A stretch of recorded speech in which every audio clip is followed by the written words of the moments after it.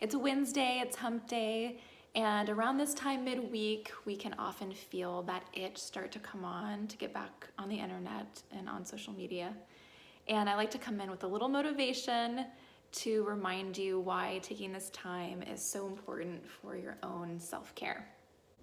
So self-care is a very big umbrella topic these days. It's very trendy. But why has, in this day and age, self-care, why has it become such the phenomenon that it is? Why has the pendulum swung so far in that direction where everyone is so interested in how to take care of themselves, how to nourish themselves? For me, and from seeing so much with my own clients, I think it is out of necessity. We touched on this a little bit in the first video that you watched a couple days ago about this overwhelming increase in content consumption for everyone. So I think this is part of it, is there's so much information out there. There's so much horrible news and political stuff that's been happening lately. There's so much pressure on women to do it all. There's so much pressure to perform for others via social media, which is another perfect example of this. I think people are literally and desperately trying to find ways to protect their own energy, protect their own chi, and feel nourished and safe, and sort of set a boundary between them and all of this sort of semi or fully traumatic stuff going on in the world, and just the constant influx of information that we're trying to process. So personally, I don't think that just taking a bath full of flowers and herbs is the epitome of self-care that we want to achieve, although that does look very pretty and lovely and relaxing. And it does feel good in the moment to do that. But I do think that looking inward and creating space for yourself to process all the information coming in, to carve out time to be alone, to be with your own mind, to not have stresses coming in from different directions. This does help us feel less vulnerable, less frantic, less stressed, and less distracted in our own lives.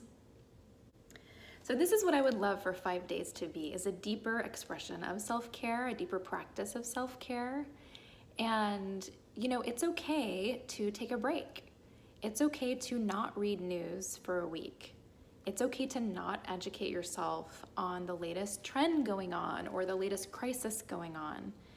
It is more than okay to take the time for yourself to do what you need to do to protect your own chi. This can be deceptively hard, but a lot of this comes down to actually giving yourself permission to do so, to do this. A lot of the times we are our own worst critics, our own worst voices in our lives, and unraveling some of that and getting to the point where you are actually allowing yourself to have what you need physically and spiritually to grow and expand is the key. So I want you to take some time as part of your meditation time today to sit with yourself and see if there's any permission you need to give yourself in any area of your life to do anything, to help yourself move forward, to grow, to heal, to expand in any way, to rest, to recuperate in any way. See if you're the one who needs to give yourself permission to do that. If it's from your voice that you need the permission to let it go. I was trying to think of analogies for what I wanted 5 days away to be in its fullest expression. My husband is so good at analogies. And when I was sitting on it, what I felt was this: I want 5 days away and this week to be like building a cocoon around yourself for 5 days. And in that cocoon, you're forced to be with yourself, protected from the outside world, protected from all the chatter and the noise and the fluff that's out there, and often the false demands that we hold ourselves up to, so that you can do your best growth and your best healing work and emerge at the end of the week in your fullest potential of self. So I know that that's a lofty goal, but I do really hope that 5 days could only just be the little seed that gets you on a path like that.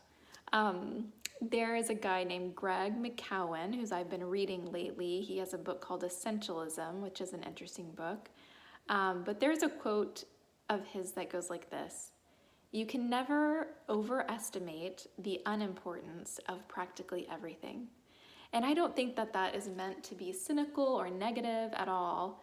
I actually think it speaks a great deal to what we're trying to do this week, which is to trim our lives down to what is essential to us, what is most important to us, so that we can focus on that and really experience what we deeply want and desire in our lives and the joy and the beauty that that can give us, and cut out everything else that really doesn't matter, and often will distract us from that.